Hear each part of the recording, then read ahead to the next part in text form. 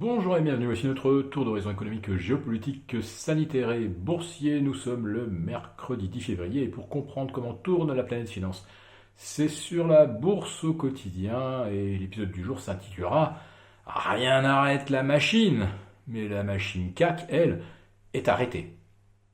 Alors quand je vous parle de cette machine qui progresse inexorablement, j'évoque naturellement les indices américains qui enchaînent les records. Alors si on n'a pas eu le carton plein mardi soir, parce que juste avant la clôture, il y a eu un petit trou d'air à la baisse qui a privé le Dow Jones et le S&P d'un record de clôture, on a bien eu un nouveau record absolu en séance.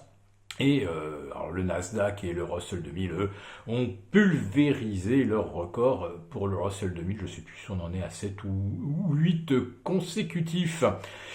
Et pendant ce temps-là, bien le CAC 40, lui, est complètement arrêté sous les 5007. Et on assiste aujourd'hui à un véritable remake de la séance de mardi.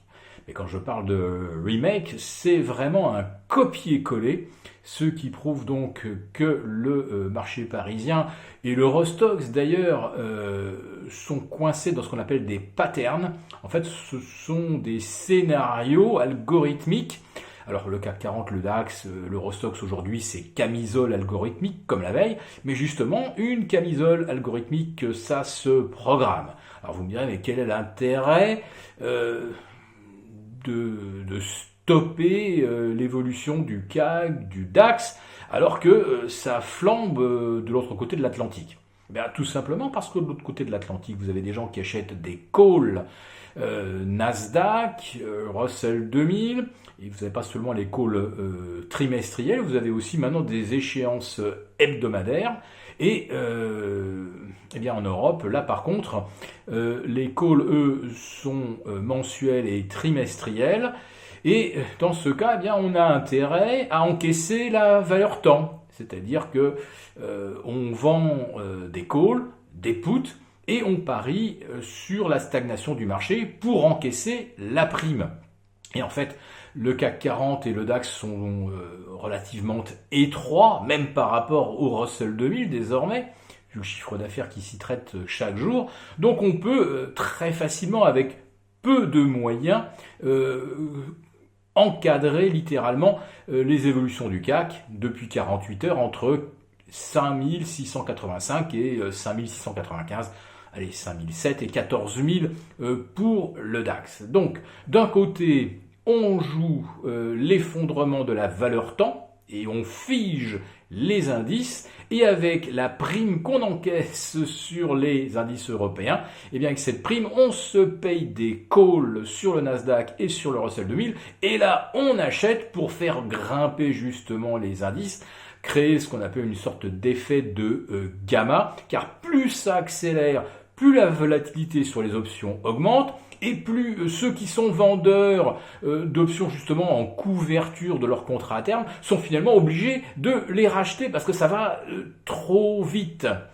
Alors oui, ça va très vite. Est-ce que ça va trop vite? Eh bien, chaque jour, on se fait la même réflexion. On se dit, mais c'est pas possible, mais jusqu'où cela va-t-il aller? Eh bien, ça va aller jusqu'à la séance prochaine, probablement, puisque l'on va de nouveau pulvériser aujourd'hui au moins 5 ou 6 records absolus dès les premières secondes de cotation à Wall Street.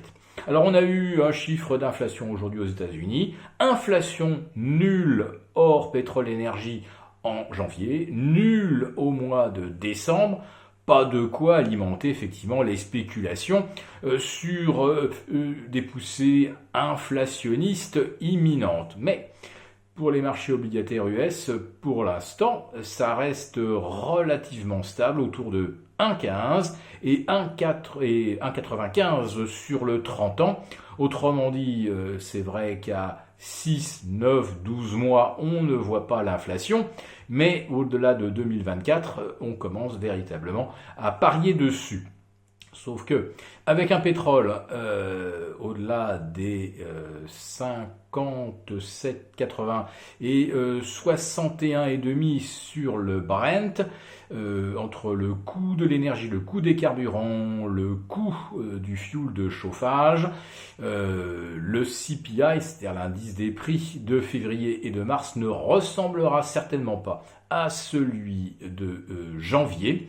Voilà, mais pas de quoi, pour l'instant, inquiéter les marchés, comme je le dis. La mécanique haussière semble inarrêtable à Wall Street et la mécanique des 4 freins serrés sur les 4 roues du CAC, de l'Eurostoxx, du DAX ou du MIPTEL, maintenant, cette mécanique-là, pour l'instant, reste bien en place.